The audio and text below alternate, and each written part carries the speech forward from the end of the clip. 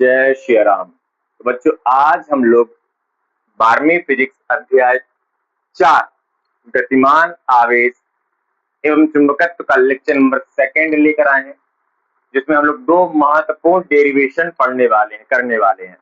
पहला टॉपिक आपके सामने है कि सीधे लंबे, जिसे ऋजुरेखी भी कहते हैं, धारावाही चालक के कारण चुंबकीय क्षेत्र, और दूसरा हम लोग निकालेंगे कि एक धारावाही वृत्ताकार लूप के केंद्र पर चुंबकीय क्षेत्र। तो चलिए हेडिंग डाल लीजिएगा, सीधे लंबे या ऋजुरेखीय धारावाही चालक के कारण किसी बिंदु पर चुंबकीय क्षेत्र। शुरू करते हैं। क्या है? सबसे पहले हमें एक सीधा लंबा धारावाही चालक लेना पड़ेगा। तो एक सीधा लंबा एक चालक तार है ना। अगर इसमें मैं धारा आई बहा दूं तो इसे कहते हैं धारावाही चालक, है ना। एक चालक तार होता है, अगर इसमें धारा आई प्रवाहित हो रही है, विद्युत धारा प्रवाहित हो रही है, तो इसे कहते हैं धारावाही चालक। ठीक है। अब इस धारावाही चालक के आसपास, जैसे किसी चालक में धारा बहती है, इसके आसपास चुंबकीय क्षेत्र बनने लगता है। तो हमें किसी बिंदु पर चुंबकीय क्षेत्र की गणना करना है। तो एक काम करते हैं, हम इस बिंदु को ले लेते हैं O। अरे इस बिंदु O से A दूरी पर बिंदु P पर हम चुंबकीय क्षेत्र की गणना करने वाले हैं। आप कह सकते हो क्या जी बिंदु आपने यहाँ पे क्यों लिया, बीच में ले सकते थे। बीच में लेते तो एक विशेष स्थिति बन जाती है। हम सामान्य स्थिति के सूत्र लाने वाले हैं। इस सामान्य स्थिति आप हर जगह अप्लाई कर सकते हैं, है ना। तो कहीं पर बीच को छोड़ के कहीं पर भी आप ले लीजिए बिंदु हो, एक सामान्य स्थिति वाला सूत्र मिल जाएगा। फिर आप लगाते रहना कंडीशन, विशेष स्थितियां लेते रहना, कोई दिक्कत नहीं है। हम एक सामान्य स्थिति यहां से निकालने वाले, सामान्य स्थिति के लिए चुंबकीय क्षेत्र मान ज्ञात करने वाले हैं। ठीक है, बिंदु हो। तो चलिए माना यहां पर क्या है, माना एक सीधा लंबा, जिसे ऋजुरेखी भी कह सकते हो, धारावाही चालक है,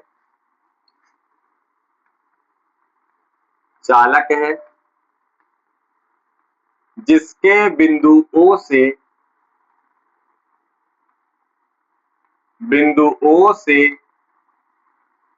A दूरी पर बिंदु P पर चुंबकीय क्षेत्र की गणना करना है।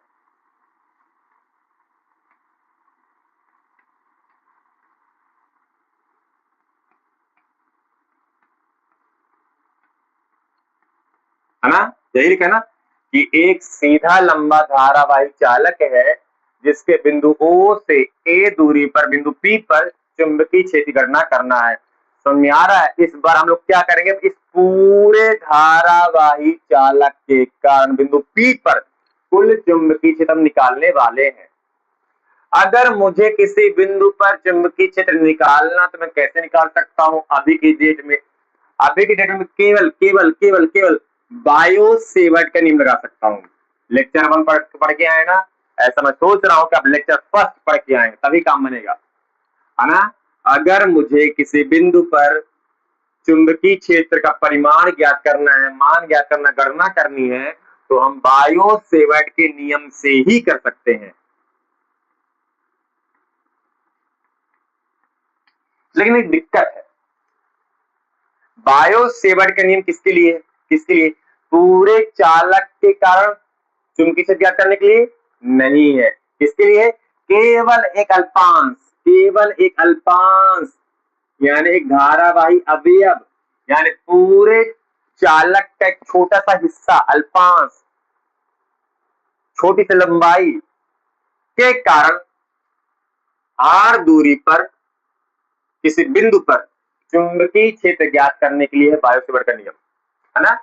बायो सेवर्ट का नियम एक अल्पांश, एक धारावाही अवयव से r दूरी पर किसी बिंदु पर चुंबकीय क्षेत्र ज्ञात करने के लिए है, ना कि पूरे चालक के कारण चुंबकीय क्षेत्र ज्ञात करने के लिए। ठीक, तो ले लेते हैं अपन भाई, अल्पांश के कारण से चुंबकीय क्षेत्र ज्ञात कर सकते हैं, वही कर लेते हैं। तो हमने एक अल्पांश ले लिया dl, जो कि बिंदु O से L दूरी पर है, और ये अल्पांश जहां पर है उस बिंदु को मैं मान ली Q। अल्पांश पता ना, बहुत छोटी सी लंबाई, बहुत छोटी सी लंबाई।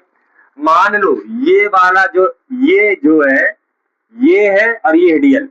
इन दोनों बिंदु के बीच की दूरी है डीएल, बहुत छोटी दूरी, बहुत कम दूरी, इसलिए मैंने इन दोनों को मान लिया Q। डीएल एक बिंदु बराबर, बिंदु थोड़ा सा बड़ा, बहुत छोटी दूरी है वो, तो हमने इस बिंदु या इस डीएल को Q मान लिया है, यानी जो डीएल अल्पांश है उस बिंदु को मैंने Q मान लिया है, जो कि बिंदु O से L दूरी पर स्थित है। ठीक है, अब हम लगा सकते हैं बायोट-सेवर्ट के नियम कि भैया अल्पांश यानी डीएल से R दूरी पर बिंदु P पर चुंबकीय क्षेत्र का मान कितना होगा, dB बराबर म्यू नॉट बटे 4 पाई I dl साइन थीटा बटे R स्क्वायर। सही है, ये होता है बायोट-सेवर्ट का नियम। क्या होता है, किसी अल्पांश के कारण R दूरी पर बिंदु P पर चुंबकीय क्षेत्र का मान dB बराबर म्यू नॉट बटे 4 पाई I dl साइन थीटा बटे R स्क्वायर। अब हमने भैया इसको मान रखा है थीटा, हमने इसको थीटा मान रखा है।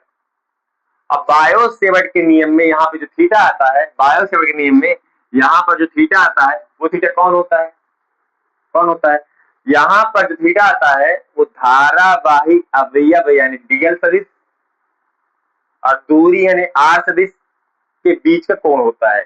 भैया यहाँ पे डीएल क्या है, ये धारावाही अवयव है, और इस डीएल यानी धारावाही अवयव की दिशा ये होगी। डीएल यानी धारावाही अवयव की दिशा वही होती है जो धारा की दिशा होती है। ठीक, अगर धारा की दिशा नीचे होती तो इस डीएल सदिश की दिशा नीचे होती। डीएल एक सदिश है यहाँ पे। इसी प्रकार आर सदिश की दिशा कौन है, ये है। तो जो थीटा है यहाँ पे बायोट-सेवर्ट के नियम में थीटा, ये असल में डीएल सदिश और आर सदिश के बीच का कोण है, यानी हमको ये वाला कोण लेना, हमको ये वाला कोण। अब मैंने थीटा इसको मान लिया इस बार, क्योंकि मुझे थीटा से काम करना है आज। तो यहाँ वाला कोण हमको यहाँ रखना होता है, हमें यहाँ वाला कोण रखना होता है, आपको थीटा रट नहीं लेना है। यार थीटा यहाँ पर कौन है, डीएल और आर के बीच का कोण। तो निकाल लेते हैं, ये वाला कोण निकाल लेते हैं भैया। देखो ध्यान से, ये टोटल त्रिभुज बन रहा है यहाँ पे, देखिए ध्यान से, यहाँ पर कुल त्रिभुज बन रहा है और स्पष्ट दिख रहा है कि चालक के लंबवत है, यानी यहाँ पे समकोण बनेगा 90 डिग्री का, ये हो गया। और ये पूरा त्रिभुज है, त्रिभुज के तीनों अंतः कोणों का योगफल 180 होता है, और उस 180 में से ये अकेले 90 खा लिया तो बचा 90, यानी ये दोनों मिलके 90 का प्रयोग करेंगे। तो अगर 90 में से थीटा ये बन गया है तो इसके पास कितना बचा होगा, 90 माइनस थीटा। ठीक है, ठीक है, ठीक है भैया। हम क्या करने वाले हैं, इस पूरे चालक के कारण बिंदु P पर चुंबकीय क्षेत्र की गणना करने वाले हैं, जो कि हम नहीं कर सकते हैं। क्यों, क्योंकि हम चुंबकीय क्षेत्र की गणना केवल बायोट-सेवर्ट के नियम से कर सकते हैं। अब बायोट-सेवर्ट का नियम केवल अल्पांश से r दूरी पर किसी बिंदु पर चुंबकीय क्षेत्र की गणना करने के लिए, अल्पांश से। तो हमने यही कर लिया भैया, हमने अल्पांश ले लिया जो कि बिंदु O से L दूरी पर है। तो इस अल्पांश के कारण R दूरी पर बिंदु P पर चुंबकीय क्षेत्र का मान म्यू नॉट बटे 4 पाई I dl साइन थीटा बटे R स्क्वायर होता है।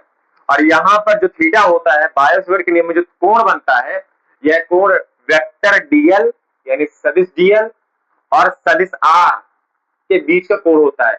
तो सदिश dl ये है, सदिश R ये है, इसके बीच कोण ये वाला कोण हमको लेना है। अब हमने इसको थीटा मान लिया है तो इसको हम निकाल सकते हैं त्रिभुज से। भैया टोटल त्रिभुज के अंतः कोणों का योगफल 180 होता है, इसमें ये 90 है, तो 180 में से 90 गया, बचा 90, यानी ये दोनों मिलकर 90 है।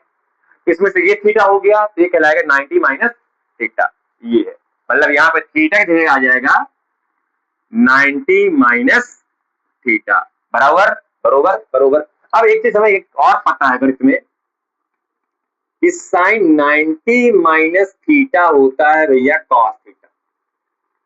साइन 90 माइनस थीटा होता है cos theta. Sine 90 minus theta होता है कॉस थीटा। तो चलिए इसको और आगे बढ़ाते हैं।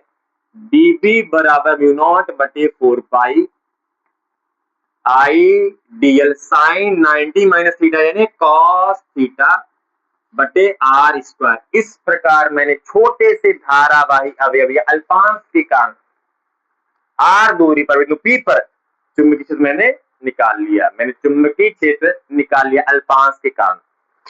अब मुझे इस पूरे चालक के कारण बिंदु पी पर चुंबकीय क्षेत्र निकालना है ना। मुझे क्या करना है, अब पूरे धारावाही चालक के कारण बिंदु पी पर कुल चुंबकीय क्षेत्र निकालना है। यानी मुझे अब कैपिटल बी निकालना, छोटा सा चुंबकीय क्षेत्र निकालना। अल्पांश के कारण छोटा चुंबकीय क्षेत्र आया है, हमें इस पूरे धारावाही चालक के कारण बिंदु पी पर चुंबकीय क्षेत्र निकालना। कैसे निकाले कैसे निकाले कैसे निकाले कैसे निकाले भैया, ये जो चालक तार है, ध्यान देखो, छोटे छोटे अल्पांशों से मिलकर ही तो बना है। ये जो चालक तार है ऐसे ही कई छोटे छोटे धारावाही अवयवों से मिलकर बना है। तो अगर मैं प्रत्येक धारावाही अवयव के कारण बिंदु पी पर चुंबकीय क्षेत्र निकाल लूं, और जितना चुंबकीय क्षेत्र निकलेगा यार, छोटे छोटे, मान लो 10 अल्पांशों से मिलकर बना है ये चालक, मान लो 10 अल्पांशों से, 10 धारावाही अवयवों से मिलकर बना है चालक, तो मैं उन 10 धारावाही अवयवों के कारण इस बिंदु पर चुंबकीय क्षेत्र निकाल लूं तो 10 चुंबकीय क्षेत्र आएंगे, और उन सबको जोड़ दूं तो आ जाएगा टोटल चुंबकीय क्षेत्र। मतलब सीधा सीधा हम क्या करेंगे, चुंबकीय क्षेत्र का समाकलन कर देते हैं। समाकलन क्यों कर देंगे, हमको पता भैया, धारा की दिशा में अंगूठा रखो, जहां पर चुंबकीय क्षेत्र निकालना है हथेली जाओ, चुंबकीय क्षेत्र अंदर बनेगा। प्रत्येक अल्पांश के कारण इस बिंदु पर चुंबकीय क्षेत्र एक ही दिशा में अंदर की ओर बनेगा। तो प्रत्येक अल्पांश के कारण बनने वाले चुंबकीय क्षेत्र को मैंने जोड़ दिया, समाकलन कर दिया। ठीक है, ठीक है। अब मैं समाकलन करूंगा किसके सापेक्ष, बात ये आती है। आप बोलेंगे बड़ा आसान बात है चाची, किसको हम जोड़ रहे हैं, डीएल को जोड़ रहे हैं। असल में हम छोटे छोटे डीएल को ले रहे हैं, और छोटे छोटे डीएल से मिलकर ये पूरा चालक बन जाता है। तो असल समाकलन डीएल कर रहे हैं नहीं, डीएल को जोड़ना ही ना है। मैं समाकलन करूंगा बच्चों थीटा के सापेक्ष, ध्यान देखना। सबसे पहले इस किनारे को मिलाते हैं यहाँ पे, ठीक, और इस किनारे को मिला लेते हैं, इस किनारे को मिला लेते हैं। तो देखो ध्यान से, यहां से देखिए ध्यान से, यहां से देखिए ध्यान से, मैंने इस कोने को मिला लिया, इस कोने को मिला लिया, इन्हें पूरा चलकर आ गया। यहां से देखे ना, अब मैं पूरी कहानी यहां देखने वाला हूं, ध्यान देखना।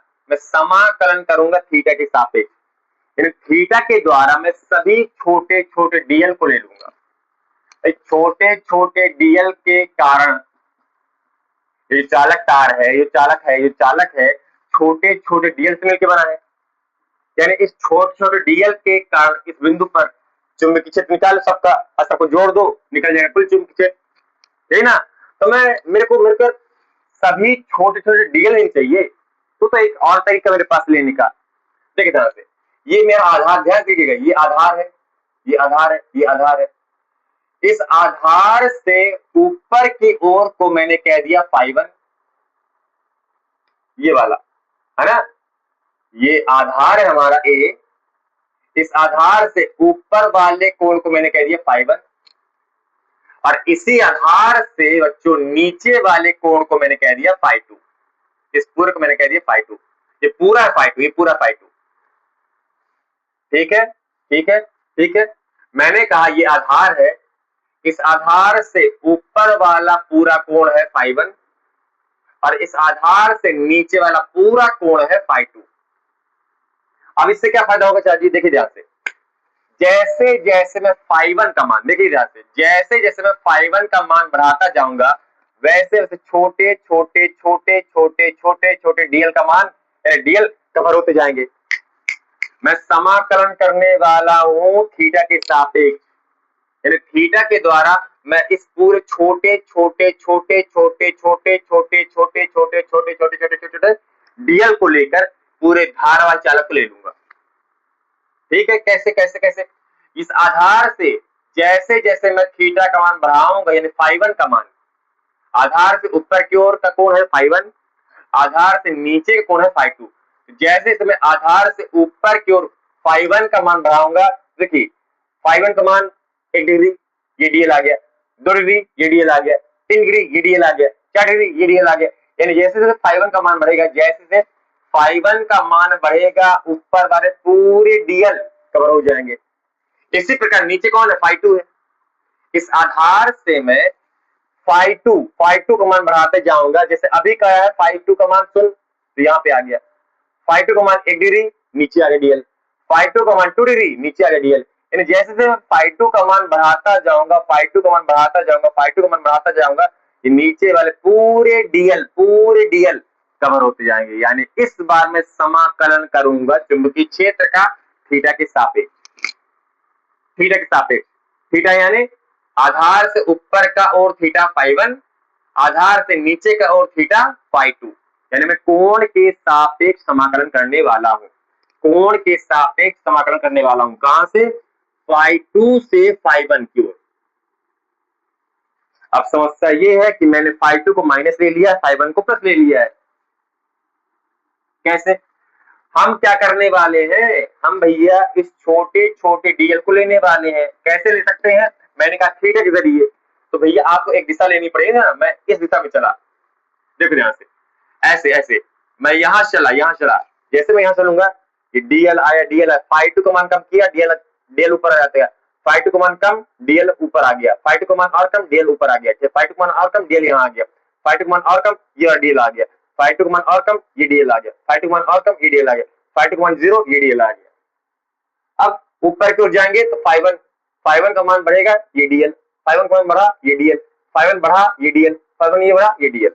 यानी मुझे एक डायरेक्शन चुनना पड़ेगा ना। तो अगर मैंने आधार से फाई 2 को ऐसे लिखा है और मैं ऐसे जा रहा हूं, ऊपर क्यों जा रहा हूं, यानी फाई 2 की विपरीत दिशा जा रहा हूं, तो फाई 2 को मुझे माइनस लेना पड़ेगा। और फिर यहां से अपन ऊपर की ओर जा रहे हैं, यानी फाई 1 की दिशा में जा रहे हैं, तो फाई 1 को प्लस मैंने मान लिया। समझे ना, आपको एक डायरेक्शन चुनना पड़ेगा ना भैया। मैं यहां इस डीएल से लेके इस डीएल को जोड़ने वाला हूं, इस डीएल से लेके इस डीएल से लेके इस डीएल से लेके इस डीएल को मैं जोड़ने वाला हूं। यानी यहां से मैं शुरू करूंगा, यहां से अंत करूंगा। यानी फाई 2 से शुरू करूंगा और फाई 1 से अंत करूंगा। और फाई 2 है यहां से यहां के कोण, फाई 2 है आधार से नीचे कोण है, और अपन जा रहे ऊपर की ओर, तो फाई 2 को मुझे माइनस लेना पड़ेगा। और अपन फाई 1 की दिशा में जा रहे हैं, यानी प्लस, ये कोई दिक्कत नहीं है। ठीक है, तो इस बार मैं चुंबकीय क्षेत्र का समाकलन थीटा के सापेक्ष करना चाहता हूं, करने वाला हूं, क्योंकि मुझे पता है कि मैं थीटा के द्वारा पूरे डीएल को मैं कवर कर सकता हूं। असल में मैं जो चुंबकीय क्षेत्र का समाकलन करूंगा वो थीटा के सापेक्ष करूंगा। ठीक ठीक, चलिए अब करते हैं, केवल गणित है। कैसे, b बराबर, यहाँ पे समाकलन में माइनस फाई 2 से फाई 1, और डी का मान कितना है, म्यू नॉट बटे 4 पाई आई डीएल कॉस थीटा बटे आर स्क्वायर। इसको मैंने कह दिया समीकरण नंबर 1। अब रुक जाते हैं, हमने आपको क्या बताया भैया कि हम जो समाकलन करने वाले हैं वह कोण यानी थीटा के सापेक्ष करेंगे। थीटा के सापेक्ष यानी फाई 2 और फाई 1, है ना भैया। अपन यहां चलना शुरू करें तो ये अल्पांश आ गया, फाई 2 का मान कम, ये अल्पांश आ गया। फाई 2 का मान और कम, ये अल्पांश आ गया। फाई 2 का मान और कम, ये अल्पांश आ गया। जैसे फाई 2 का मान कम होता जा रहा है, अल्पांश ऊपर की ओर आ रहा है, यानी नीचे के पूरे अल्पांश कवर हो जाएंगे फाई 2 से, और इस आधार से ऊपर के पूरे अल्पांश कवर हो जाएंगे फाई 1 से। यानी मैं जो मैं समाकलन करूंगा वो मैं थीटा के सापेक्ष करने वाला हूं, फाई 2 से फाई 1, फाई 2 से फाई 1, पूरे अल्पांश आ जाएंगे, पूरा चालक तार आ जाएगा। पूरे अल्पांश यानी पूरे चालक के कारण इस बिंदु पर चुंबकीय क्षेत्र का मान ज्ञात हो जाएगा। यही चीज है। अब देखो, मैं थीटा के सापेक्ष समाकलन करूंगा तो मुझे यहाँ पे डी थीटा चाहिए होगा। हम जिस चीज के सापेक्ष समाकलन करते हैं वही राशि होनी चाहिए।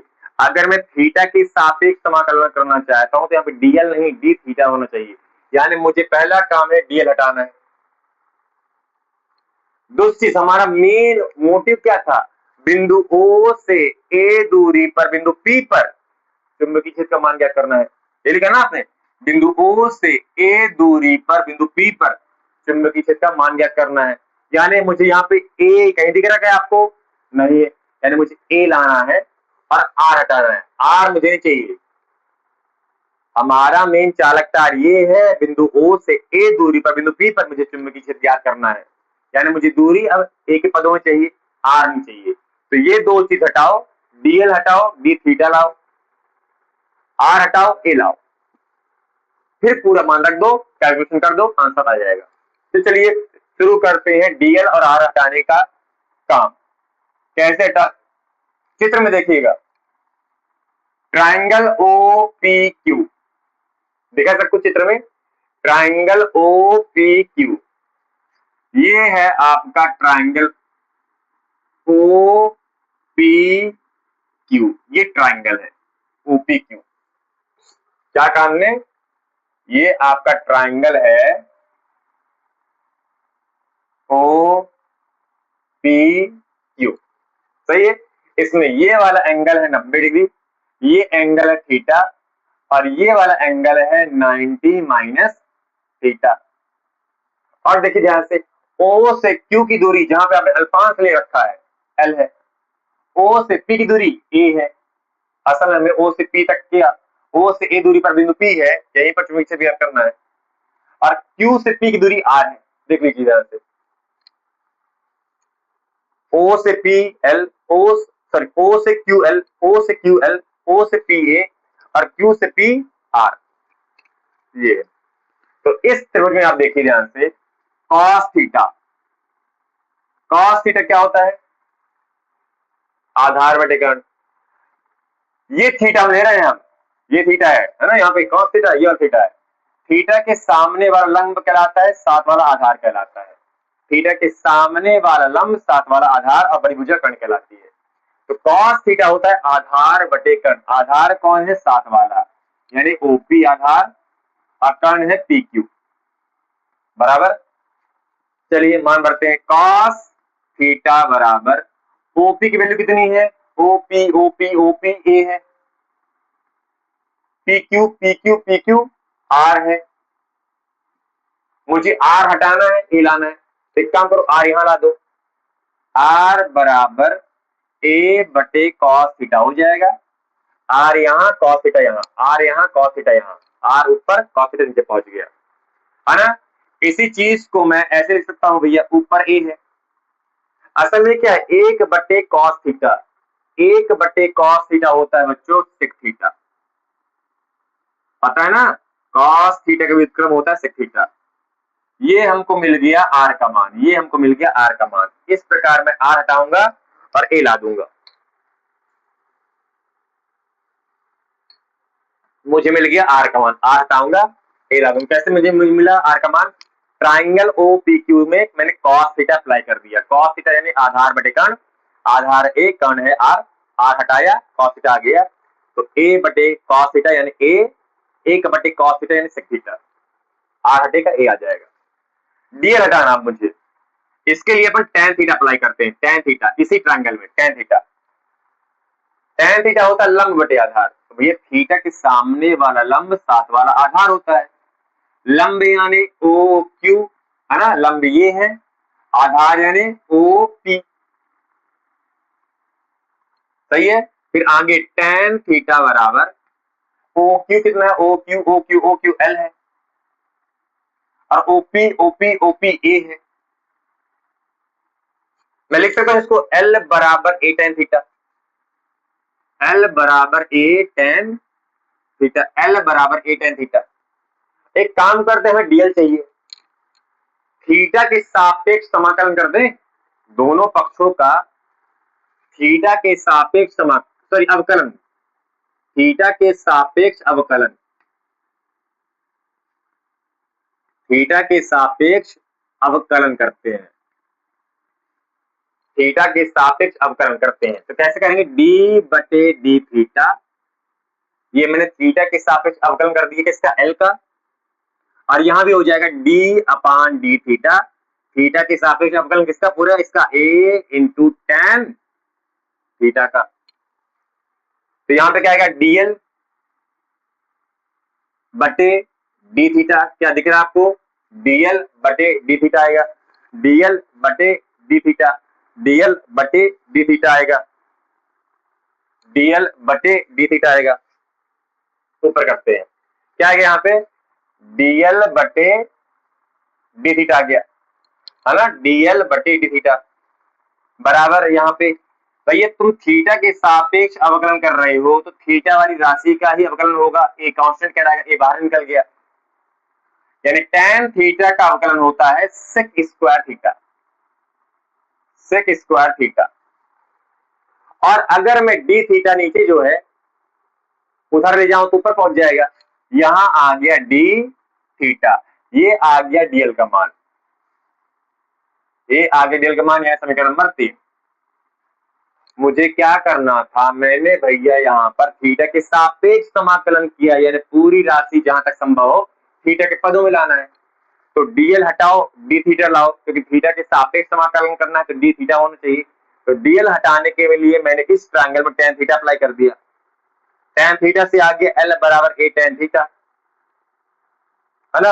अब मुझे एल नहीं डीएल चाहिए तो मैंने थीटा के सापेक्ष अवकलन कर दिया, तो मुझे डीएल मिल गया, डीएल बराबर a sec square theta into D theta. मुझे आर नहीं चाहिए, ए चाहिए मुझे, क्योंकि मुझे बिंदु ओ से ए दूरी पर चुंबकीय क्षेत्र ज्ञात करना है, मुझे ए दूरी चाहिए, आर नहीं चाहिए। तो मैंने कॉस थीटा अप्लाई कर दिया, कॉस थीटा होता है आधार बटे कर्ण, आधार यानी ए, कर्ण बटे कर्ण यानी आर, तो मुझे मिल गया यहाँ पे आर बराबर ए बटे कॉस थीटा, जो कि होता है ए एक बटे कॉस सेक थीटा आ गया, यानी आर की जगह ए सेक थीटा हम लिख सकते हैं। तो समीकरण 2 और 3 का मान एक में भरते हैं, समीकरण 1, 2 व 3 से असल में 2 और 3 का मान हम एक में भरने वाले हैं। क्या आ जाएगा, b बराबर समाकलन -φ2 से φ1, फिर क्या है, म्यू नॉट बटे 4 पाई आई डीएल, डीएल की जगह क्या आ जाएगा आपका, ध्यान से देखने का, a sec square theta into D theta, ये आगे डीएल की जगह पूरा a sec square theta into D theta, फिर क्या है कॉस थीटा है, फिर क्या है कॉस थीटा है, बटे में क्या है, बटे में क्या है, बटे में क्या है, बटे में क्या है, आर स्क्वायर, आर की जगह में क्या आ गया, ए सेक थीटा, आर की जगह में, आर की जगह में ए सेक थीटा, और आर स्क्वायर है इसलिए पूरे का स्क्वायर है, ए का भी स्क्वायर है, सेक स्क्वायर का भी थीटा है। ठीक है, ठीक है, ठीक है। आगे है b बराबर समाकलन -φ2 से φ1, फिर म्यू नॉट बटे 4 पाई, फिर देखिए ध्यान से सेक स्क्वायर थीटा कट गया, एक ए से एक ए कट गया, बचा के ऊपर केवल आई, फिर cos theta into D theta, बस ये बचा ना, I D theta cos theta, sec theta cut गया, और नीचे क्या बचा, केवल आपके पास एक ए, दो ए थे, एक ए कट गया, एक ए बचा, ये बराबर बराबर बराबर बराबर बराबर। अब क्या करना है, हमको समाकलन कर देना भैया, क्या बाहर निकालो, म्यू नॉट बटे 4 पाई कांस्टेंट मान है, नियत राशि है, म्यू नॉट बटे 4 पाई बाहर निकालो, धारा ये तो कांस्टेंट मान है, ए दूरी भी कांस्टेंट है, तो केवल तुम समाकलन करो थीटा के सापेक्ष, तो थीटा वाली राशि का ही तो समाकलन होगा, बाकी सब कांस्टेंट बाहर निकल जाएंगे। तो समाकलन होगा बच्चों किसका, cos theta into D theta, कहां से, -φ2 से φ1 की ओर, है ना, ये बाहर निकल गया, आई बटे ए बाहर निकल गया, बचा कॉस थीटा डी थीटा, और समाकलन -φ2 से φ1 तक कर लीजिए समाकलन, आंसर आ जाएगा म्यू नॉट बटे 4 पाई आई बटे ए, समाकलन करते हैं, कॉस थीटा का समाकलन होता है साइन थीटा, कॉस का होता है साइन समाकलन, अपर लिमिट है phi1, लोअर लिमिट है -phi2। फिर क्या करना होता है, उच्च सीमा माइनस निम्न सीमा, upper limit minus lower limit रखते हैं, क्या आएगा म्यू नॉट बटे 4 पाई आई बटे ए। अपर लिमिट कौन है, साइन थीटा की जगह phi1 रख दो, ये अपर लिमिट आ गया, माइनस लोअर लिमिट कौन है, साइन थीटा की जगह phi2, phi2 यानी असल में -phi2, ये आ गया। ठीक, एक लाइन और बढ़ा लेते हैं, इन टोटल चुंबकीय क्षेत्र आएगा म्यू नॉट बटे 4 पाई आई बटे ए, और यहाँ पे साइन phi1 माइनस बाहर निकल गया तो प्लस हो गया साइन phi2। ये आ गया बच्चों पूरे धारावाही चालक के कारण बिंदु P पर चुंबकीय क्षेत्र। इस पूरे धारावाही चालक के कारण बिंदु O से A दूरी पर बिंदु P पर कुल चुंबकीय क्षेत्र म्यू नॉट बटे 4 पाई आई बटे ए sign phi1 plus sign phi2। कैसे निकाला, सबसे पहली बात हमारे पास एक ही चीज है चुंबकीय क्षेत्र निकालने का, बायो सेवर्ट का नियम, उसको हमने अप्लाई कर दिया है। बायो सेवर्ट के नियम किसके लिए है, केवल एक धारावाही अवयव यानी अल्पांश के कारण किसी बिंदु पर चुंबकीय क्षेत्र ज्ञात करने के लिए। तो हमने बिंदु O से L दूरी पर बिंदु Q पर अल्पांश ले लिया dl, और इस अल्पांश से r दूरी पर बिंदु P पर हमने चुंबकीय क्षेत्र निकाल लिया म्यू नॉट बटे 4 पाई आई dl साइन थीटा बटे r स्क्वायर। अब यहाँ पे थीटा कौन था, असल में थीटा भैया सदिश dl और सदिश r के बीच कोण था, तो यहाँ पे dl सदिश ये है, r सदिश ये है, इसके बीच कोण 90 माइनस थीटा बना। तो हमने थीटा इसको मान लिया है और ये 90 है, तो त्रिभुज के तीनों कोणों के योगफल के अनुसार 180 होते हैं, तो 90 ये गया, थीटा ये गया, तो बचा 90 माइनस थीटा, तो हमने दिया 90 माइनस थीटा। फिर यही है dv बराबर म्यू नॉट बटे 4 पाई आई dl साइन 90 माइनस थीटा होता cos थीटा बटे r स्क्वायर। ये आ गया अल्पांश के कारण r दूरी पर किसी बिंदु पर चुंबकीय क्षेत्र, बायो सेवर्ट के नियम से आया है। और फिर हमको भैया पूरे चालक के कारण निकालना चुंबकीय क्षेत्र, तो एक तरीका हमारे पास है कि असल में चालक बना किससे है, छोटे छोटे छोटे छोटे छोटे छोटे छोटे छोटे धारावाही अवयवों से मिलकर ही तो बना चालक। तो अगर मैं सभी छोटे छोटे धारावाही अवयव के कारण बिंदु P पर चुंबकीय क्षेत्र निकाल दूं और उन्हीं सब चुंबकीय क्षेत्रों का उन सब चुंबकीय क्षेत्रों को मैं जोड़ दूं यानी समाकलन कर दूं, तो मुझे टोटल चुंबकीय क्षेत्र मिल जाएगा। ठीक है, तो मैंने वही किया, लेकिन मैंने असल में थीटा के सापेक्ष समाकलन किया, मैंने समाकलन किया चुंबकीय क्षेत्र का, लेकिन थीटा के सापेक्ष। तो ये उद्देश्य क्या है, सभी डीएल आ जाए, सभी डीएल से मिलकर, सभी अल्पांशों से मिलकर, सभी धारावाही अवयवों से मिलकर ही ये पूरा चालक बना है। तो मैं थीटा से भी ला सकता हूं भैया, मैं आधार इसको मान लिया, इस आधार से जैसे जैसे मैं थीटा का मान बढ़ाता जाऊंगा ऊपर वाले पूरे डीएल कवर हो जाएंगे, इसी आधार से जैसे मैं नीचे की ओर थीटा का मान बढ़ाऊंगा नीचे वाले पूरे डीएल कवर हो जाएंगे, यानी मैंने समाकलन किया थीटा के सापेक्ष। ऊपर वाले थीटा को मैंने कह दिया phi1, नीचे वाले थीटा को मैंने कह दिया phi2। तो समाकलन में मुझे करना है, मुझे एक डायरेक्शन लेना पड़ेगा, तो मैंने भैया यहां से phi2 से phi1 की ओर समाकलन कर दिया, ये डायरेक्शन मैंने चुन लिया, ये डायरेक्शन चुन लिया। तो अगर phi1 का डायरेक्शन ये है, सॉरी phi2 का डायरेक्शन ये है और मैं कर ऐसे रहा हूं, तो मैं phi2 के विपरीत दिशा में जा रहा हूं, इसलिए मैंने लिख दिया माइनस phi2। तो यहां से यहां की ओर माइनस phi2 और फिर phi1 की ही दिशा में है यानी प्लस phi1। तो मैंने थीटा के सापेक्ष समाकलन कर दिया, मैंने मान रखा है यहां पर b बराबर माइनस phi2 से phi1 समाकलन और dv का मान मैंने रखा, तो आया ये चीज। अब बात यह है कि हमने समाकलन किया थीटा के सापेक्ष, तो मुझे dl हटाना था, d थीटा लाना था, वो आया tan थीटा से, ट्राइंगल की tan थीटा से। फिर दूसरी मुझे a दूरी पर चुंबकीय क्षेत्र ज्ञात करना था, तो मुझे a दूरी चाहिए, r नहीं चाहिए, जो कि आया cos थीटा से। cos थीटा से r की जगह मुझे a sec थीटा मिल गया। इस पर मैंने r और dl की वैल्यू को समीकरण 1 में भरा, जो कट रहे थे काट दिया, जो बचा उनका मैंने समाकलन कर दिया, cos थीटा समाकलन sin थीटा बस अपर लिमिट माइनस लोअर लिमिट, ये आ गया कुल चुंबकीय क्षेत्र पूरे धारावाही चालक के कारण बिंदु P पर कुल चुंबकीय क्षेत्र ये आया। ठीक है, नोट कर लीजिए, ये है सामान्य सूत्र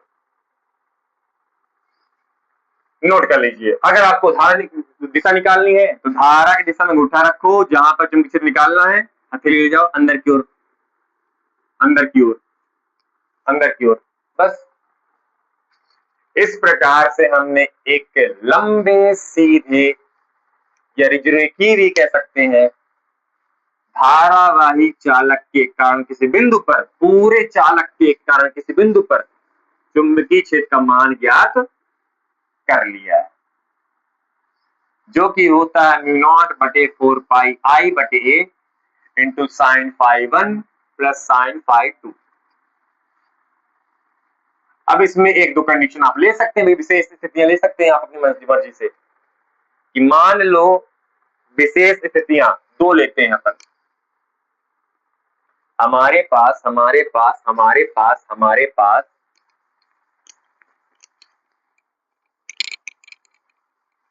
मेन फार्मूला आया है, टोटल चुंबकीय क्षेत्र किसी बिंदु पर पूरे चालक के कारण आया है μ0/4πi/a साइन φ1 प्लस साइन φ2, ये आया है।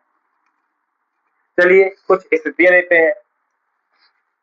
स्थिति फर्स्ट कि मान लीजिए तार असीमित लंबाई का है। ये जो चालक है, धारावाही चालक है, चालक असीमित यानी अनंत लंबाई का तार है।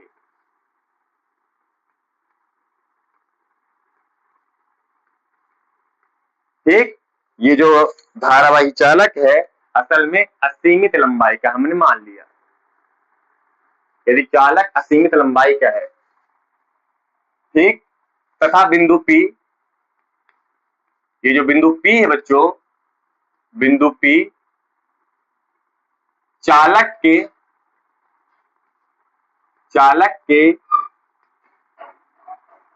केंद्र के समीप है। ध्यान से, मैंने क्या कहा, ये एक चालक है और ये अनंत लंबाई का, ऊपर भी अनंत है नीचे भी अनंत है, अनंत लंबाई का है। और जो बिंदु P है वह चालक के एकदम बीचों बीच है, चालक के एकदम बीचों बीच ये A है, यहां से A दूरी पर बिंदु P पर आपको चुंबकीय क्षेत्र ज्ञात करना है। हमने बताया शुरू में ना, विशेष स्थिति है, वो सामान्य स्थिति है। तो एकदम चालक के बीचों बीच किसी बिंदु पर चुंबकीय क्षेत्र ज्ञात करना हो तो कैसे करेंगे? देखिए ध्यान से φ1 और φ2 देखिए, यहां से अपन मिला देते हैं, ये हो गया आपका φ1 और यहां से इसको मिला देंगे, ये हो जाएगा φ2। ठीक है, यही ना था। आधार से ये जो A है, आधार से ऊपर की ओर φ1, नीचे की ओर φ2। अब ध्यान देखो, अगर ये बिंदु O एकदम बीचों बीच है तो φ1 और φ2 लगभग बराबर होंगे, पूरा बराबर होंगे। अगर ये बिंदु O एकदम बीचों बीच है, इस पूरे चालक के बीच है, तो φ1 और φ2 बराबर होंगे। अरे होता है ना, ये एक ट्राइंगल है, एकदम बीचों बीच है, तो ये कोण 90, ये कोण 90 नहीं होता है, बराबर होता है, वैसे तो ये सही है ना। अगर ये एकदम बीचों बीच है तो ये वाला कोण और ये वाला कोण एकदम बराबर होंगे। पहली बात, φ1 बराबर φ2 होगा। अब कितना होगा? देखिए ध्यान से, जैसे जैसे चालक की लंबाई बढ़ेगी वैसे से φ1 का मान बढ़ेगा, जैसे जैसे चालक की लंबाई बढ़ेगी वैसे से φ1 का मान बढ़ेगा, जैसे जैसे चालक की लंबाई बढ़ेगी φ1 का मान बढ़ेगा। और ये चालक की लंबाई कितनी है? अनंत है, यानी φ1 का मान बढ़ता जाएगा। कहां तक बढ़ेगा? माना जाता है 90 डिग्री तक। 90 डिग्री यानी ये सीधा ऐसा बन जाएगा, तभी 90 डिग्री कहलाएगा ना, यानी ये दोनों समांतर कहला गई। और ऐसा मानते कि समांतर रेखाएं अनंत में जाके मिल जाती है। ठीक है। अरे दिमाग लगाओ ना आप, हम ये कह रहे हैं भैया चालक की लंबाई कितनी? अनंत है, अनंत बहुत। तो जैसे जैसे लंबाई बढ़ेगी फाइबर का मान बढ़ेगा, लंबाई बढ़ी फाइबर का मान बढ़ा, लंबाई बढ़ेगी फाइबर का मान बढ़ता जाएगा बढ़ता जाएगा बढ़ता जाएगा बढ़ता जाएगा, कहां तक बढ़ेगा? अधिकतम 90 डिग्री तक। और ऐसा माना भी जाता है कि अनंत पे मिलने वाली किरणें आपस में समांतर होती हैं। तो समांतर यानी 90 डिग्री। तो फाइटो भी 90 हो गया इस हिसाब से। फाइटो का मान बढ़ता जाएगा बढ़ता जाएगा बढ़ता जाएगा, और चालक की लंबाई का तो कोई अंत ही नहीं है। तो फाइटो का मान कहां तक बढ़ेगा? अधिकतम 90 डिग्री तक अधिकतम बढ़ेगा। 90 से ज्यादा तो हो नहीं सकता है, जिसको मिलना है। 90 से ज्यादा हुआ तो ये वाला देखा यहाँ पहुंच जाएगा, मिल तो ही नहीं मिलेंगे। तो मिलने के लिए आपको एक साइड तो होना पड़ेगा ना। तो फाइबर और फाइटो का मान 90 डिग्री होता है जब चालकार असीमित लंबाई की होता। रखिए उसमें मान b बराबर म्यू नॉट बटे 4 पाई आई बटे ए साइन फाइव यानी 90 साइन फाइव यानी 90 वही 90 डिग्री, और साइन 90 का मान 1 साइन 90 का मान 1 यानी 1 प्लस 1 2 आ गया। तो चुंबकीय क्षेत्र यानी हो गया म्यू नॉट बटे 4 पाई 2i बटे ए, है ना। साइन 90 का मान 1 साइन 90 का मान 1 1 और 1 2 यानी 2i बटे। कितना होता है भैया चुंबकीय क्षेत्र उस कंडीशन में जब चालक तार की लंबाई अनंत हो और बिंदु O यानी जिस बिंदु पर चुंबकीय क्षेत्र ज्ञात कर रहे हो वह चालक के एकदम बीचों बीच हो। उस केस में फाइव 90 डिग्री होते हैं। उस केस में चुंबकीय क्षेत्र अधिकतम होता है। किस केस में? जब धारावाही चालक अनंत लंबाई का हो और जिस बिंदु पर चुंबकीय क्षेत्र ज्ञात कर रहे हो बिंदु चालक के एकदम बीचों बीच हो, यानी किसी चालक के बीच में चुंबकीय क्षेत्र का मान अधिकतम बनता है, बीच में। ठीक है, अब बात करते किनारों की। दूसरी स्थिति, सेकेंड स्थिति कि चालक तार की लंबाई असीमित ही है। हमने अभी मान लिया है कि चालक जो है, ये जो धारावाही चालक है, ये अभी भी असीमित लंबाई का ही है, असीमित लंबाई का ही है। लेकिन लेकिन लेकिन जो बिंदु P है, बिंदु P चालक के किसी एक किनारे, चालक के किसी एक किनारे पर स्थित है। मतलब मैंने क्या कह दिया, ये एक तार है और जो बिंदु P है किसी एक किनारे पर, चाहे ये किनारा आप ले लो चाहे ये किनारा ले लो, दोनों कंडीशन सेम आएगी, है ना। भैया अनंत लंबाई का ही तार है तो अनंत का कुछ तो होगा, हिसाब किताब किनारा होगा। तो हमने कह दिया बिंदु P जो है वह उस अनंत लंबाई के तार के एकदम किनारे पर स्थित है। यानी मैं इस किनारे यानी इस तार के आखिरी एंड पर चुंबकीय क्षेत्र ज्ञात करने वाला हूं। तो क्या होगा भैया, इसको मिला देते हैं। ऊपर वाला कितना था? फाइव था।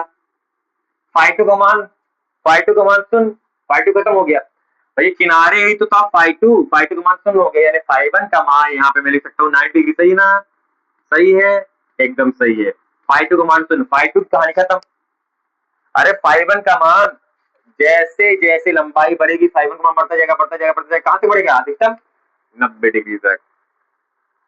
रखते हैं यहाँ पर b बराबर म्यू नॉट बटे 4 पाई आई बटे ए, फिर साइन फाइव यानी साइन 90 और साइन फाइव यानी साइन 0 डिग्री। साइन 90 का मान 1 होता है, साइन 0 का मान 0 होता है, यानी यहाँ पर केवल 1 आएगा और 1 गुणे ये यही आएगा। b बराबर म्यू नॉट बटे 4 पाई आई बटे ए, गुणे 1 करोगे यही आएगा। ये आया बच्चों किनारों पर चुंबकीय क्षेत्र का मान। किनारों पर चुंबकीय क्षेत्र का मान, चाहे ये किनारा ले लीजिए चाहे ये किनारा ले लीजिए, चुंबकीय क्षेत्र का मान देखिए ध्यान से, बीच की तुलना में यहाँ पे कितना था? म्यू नॉट बटे 4 पाई, म्यू नॉट बटे 4 पाई आई बटे ए, यहाँ पे 2 है। यानी बीच में चुंबकीय क्षेत्र का मान अधिकतम और किनारों पर चुंबकीय क्षेत्र का मान न्यूनतम। कितना कम? बीच की तुलना में आधा। अरे यहाँ पे 2 है, यहाँ पे 2 गायब है। किसी तार के बीच में आसपास बनने वाले चुंबकीय क्षेत्र की तुलना में किनारों पर बना चुंबकीय क्षेत्र आधा होता है। बीच की तुलना में किनारे पर चुंबकीय क्षेत्र का मान आधा होता है, यानी किनारे की तुलना में बीच में बने वाले चुंबकीय क्षेत्र का मान डबल होता है, दुगना होता है। ये नोट कर लीजिए। अब इससे खूब प्रश्न आते हैं, एक आध प्रश्न करेंगे हम लोग और उसी प्रकार प्रश्न आया करते हैं।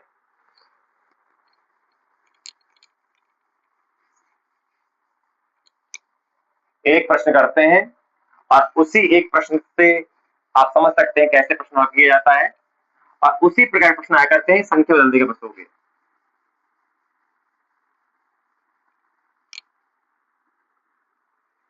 एक आसान सा प्रश्न है, इसी प्रकार के प्रश्न जनरली पूछे जाते हैं। क्या? एक अनंत लंबाई, यही असीमित लंबाई का कहा है ना, एक अनंत लंबाई, एक अनंत लंबाई के सीधे तार में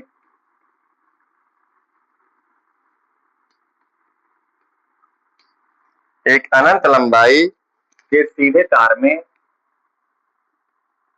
एक अनंत लंबाई के सीधे तार में धारा 30 एम्पियर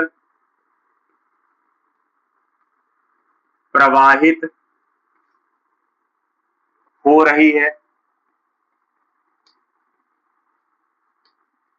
एक अनंत लंबाई के सीधे तार में धारा 30 एम्पियर प्रवाहित हो रही है। तार से 10 सेंटीमीटर दूर चुंबकीय क्षेत्र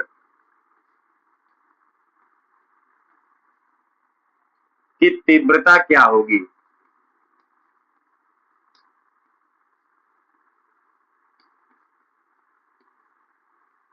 ये प्रश्न है आपके सामने, हल कीजिए, बड़ा आसान है हल। सबसे पहली बात, दिया क्या क्या चीज है। एक अनंत लंबाई के सीधे तार में धारा 30 एम्पियर, धारा 30 एम्पियर प्रवाहित हो रही है। तार से 10 सेंटीमीटर दूर, 10 सेंटीमीटर दूर यानी कि 10 सेंटीमीटर है। पहले इसको मीटर में कन्वर्ट करो, सेंटी यानी 10⁻², तो 10 है, सेंटी यानी 10⁻² और मीटर दूर चुंबकीय क्षेत्र की तीव्रता क्या होगी? निकाल लो। निकाला ना भाई? μ0/4π2I/A, यही ना है। अनंत लंबाई के सीधे तार के कारण चुंबकीय क्षेत्र का मान कितना होता है? सेंटर में मैक्सिमम होता है। μ0/4π होता है 10⁻7, 2 आई का मान है 30 एम्पियर और ए का मान है 10 × 10⁻²। यही है, यही है, यही है, यही है। एक शून्य से एक शून्य मर गया, 3 दूनी 6 आया। अब बचे 10,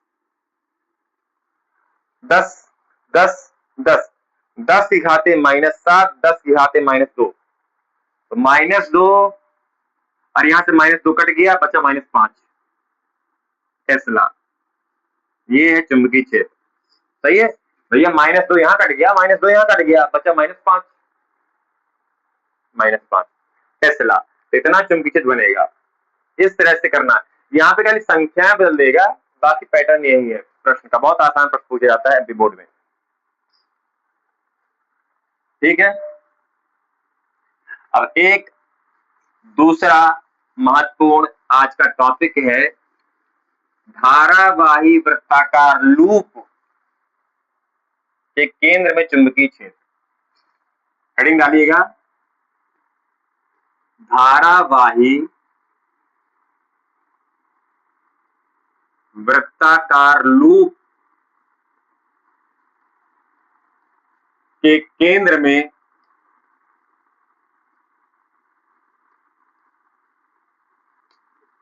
चुंबकीय क्षेत्र।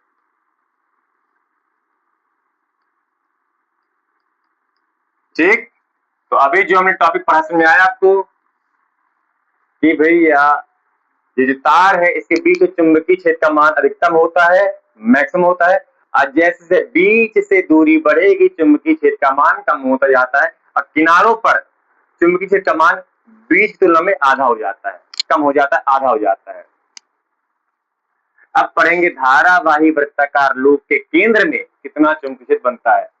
तो एक मैंने वृत्ताकार लूप ले लिया है। वृत्ताकार लूप क्या होता है? एक तार है, इस तार को वृत्त बना लो, वृत्ताकार लूप। और अगर इसमें धारा आई बह रही है तो इसे कहते हैं धारावाही वृत्ताकार लूप। ठीक है। और इसके केंद्र में, केंद्र यानी बिंदु O पर मुझे चुंबकीय क्षेत्र का मान ज्ञात करना है। कर लेते हैं। कैसे? माना एक धारावाही वृत्ताकार लूप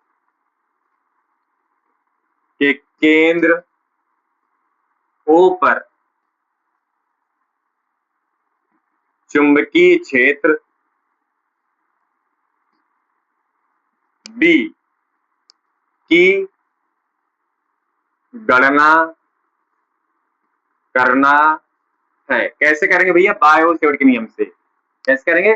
बायो सेवर्ट के नियम से। हमारे पास तो वही एक तलवार है, बायो सेवर्ट का नियम।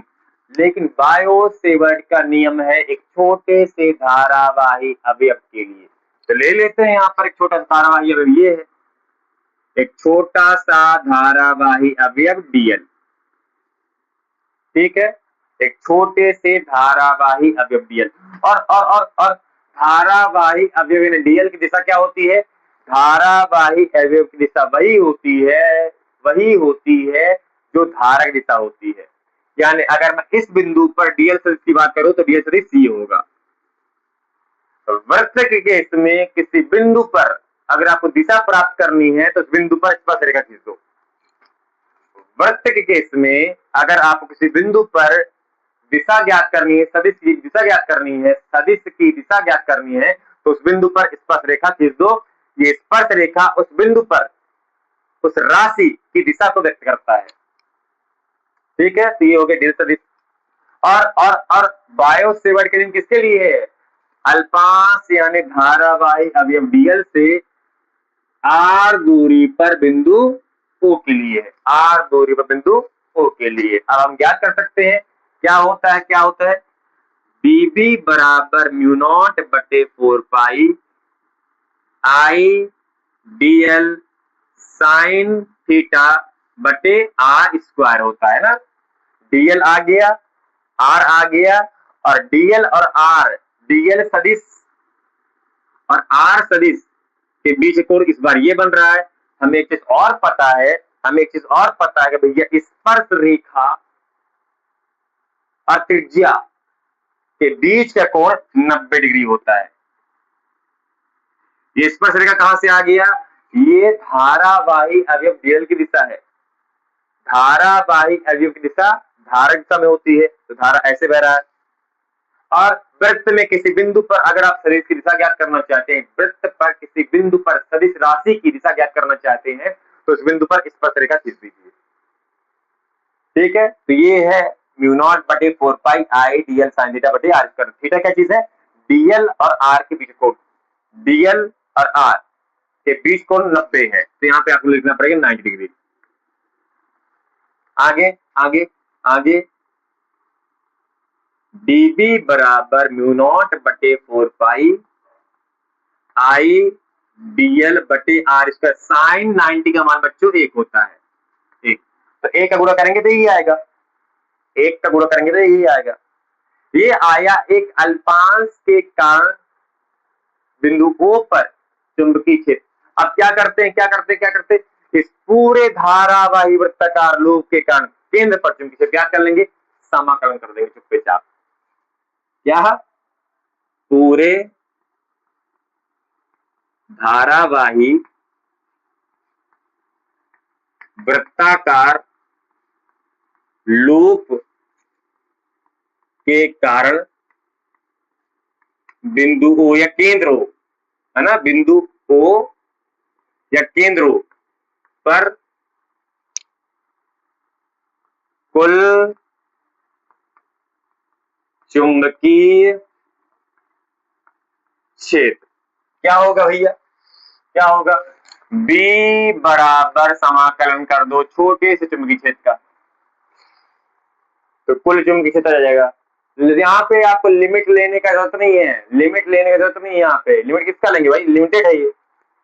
लिमिट वहां पे लेते हैं जहाँ पे हमें पता ना हो, फिक्स ना हो, फिक्स करना हो, निश्चित करना हो हमें, यहाँ पे पहले चीजें निश्चित है। B बराबर समाकलन dV यानी म्यू नॉट बटे 4 पाई I dl बटे r स्क्वायर, यही ना है, यही ना है ना, dV का मान ये है। आगे म्यू नॉट बटे 4 पाई कांस्टेंट है, I बटे r स्क्वायर कांस्टेंट है, समाकलन हो जाएगा dl का। क्या हमने कहा, म्यू नॉट बटे 4 पाई, वही तो ऐसे ही अनुपात की नियतांक है, धारा प्रवाहित हो रही वो तो कांस्टेंट मान है, और ये जो r है ये दूरी फिक्स है। केवल समाकलन किसका हो रहा भैया, हमने dl के कारण चुंबकीय क्षेत्र निकाला। ऐसे छोटे छोटे छोटे छोटे छोटे छोटे छोटे छोटे छोटे छोटे dl को जोड़ेंगे, आ जाएगा टोटल धारावाही वृत्ताकार लूप, यानी असल में समाकलन dl कर रहा हूं मैं। क्या करूंगा भैया, ये जो पूरा वृत्ताकार लूप है छोटे छोटे छोटे छोटे धारावाही अवयवों से मिलकर बना है, मैं उन सभी धारावाही अवयवों को जोड़ दूंगा तो मुझे पूरा वृत्ताकार लूप मिल जाएगा। जोड़ना यानी समाकलन कर देना, सही है। अच्छा, अगर मैं सभी छोटे छोटे धारावाही वृत्ताकार लूप को जोड़ूंगा तो मुझे पूरा वृत्ताकार लूप यानी वृत्त की परिधि मिलेगी। आप छोटे छोटे वृत्त को ऐसे से जोड़ेंगे, छोटे छोटे वृत्त को जोड़ेंगे, ये पूरा डीएल है, पूरा धारावाही अवयव है, तो जोड़ेंगे तो मुझे क्या मिलेगा, असल में वृत्त की परिधि मिलेगी मुझे, और वृत्त की परिधि होता है 2 पाई r, यही होता है। तो आ गया म्यू नॉट बटे 4 पाई I बटे r स्क्वायर इंटू इसी है 2 पाई r, निकाल लो, आ जाएगा टोटल चुंबकीय क्षेत्र वृत्ताकार लूप के केंद्र पर। पाई से पाई मरेगा, एक आर से एक आर मरेगा, दो दूनी 4 मरेगा, ऊपर बचा म्यू नॉट बटे I, नीचे बचा केवल 2 r। ये होता है बच्चों धारावाही वृत्ताकार लूप के केंद्र पर चुंबकीय क्षेत्र का मान, ठीक है। अब मान लो इस लूप में अभी एक फेरा है। लूप क्या होता है, किसी तार को एक फेरा बना लो, एक तार है उसको मोड़ के एक फेरा बना लो, उसे कहते हैं लूप। एक तार को ये मान लीजिए एक तार है, एक तार है, ये तार है, एक तार है, इस तार को हो जा भाई, मोड़ के मैंने एक फेरा बना लिया, बन गया लूप। अब अगर मैं इसी तार को कई फेरों में बांट दूं, अगर मैं इसी तार से कई फेरे बना लूं, कई फेरे बना लूं, तो ये बन जाती कुंडली। हीटर में कॉइल होती है, ढेर सारे लूप बने होते हैं, तो ये अभी हमने एक लूप के केंद्र पर चुंबकीय क्षेत्र निकाल लिया है। अगर ढेर सारे लूप कर दें तो ढेर सारे लूप में n फेरे, कई सारे फेरे होंगे, यानी कुंडली बन जाएगी। यानी अब मैं इसके जरिए ढेर सारे फेरे यानी कुंडली के केंद्र में चुंबकीय क्षेत्र की गणना कर सकता हूं। क्या हमने कहा भैया, एक फेरा यानी लूप, अगर इसी तार से मैं और फेरे बना लूं, और फेरे बना लूं, यानी मैं n फेरे कर दूं,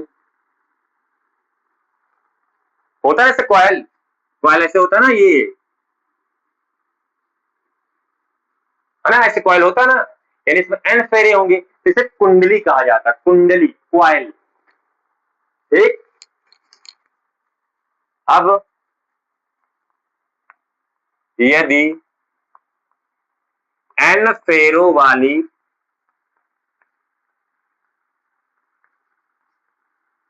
कुंडली हो तो, यदि n फेरों वाली कुंडली हो तो चुंबकीय क्षेत्र कितना हो जाएगा भैया, एक फेरे में चुंबकीय क्षेत्र का मान इतना, 2 फेरे में चुंबकीय क्षेत्र का मान डबल, 3 फेरे में ट्रिपल और n फेरे में n गुना चुंबकीय क्षेत्र का मान हो जाएगा कितना, म्यू नॉट इंटू एन आई बटे 2r। पकड़ में आई बात, पकड़ में आई भाई।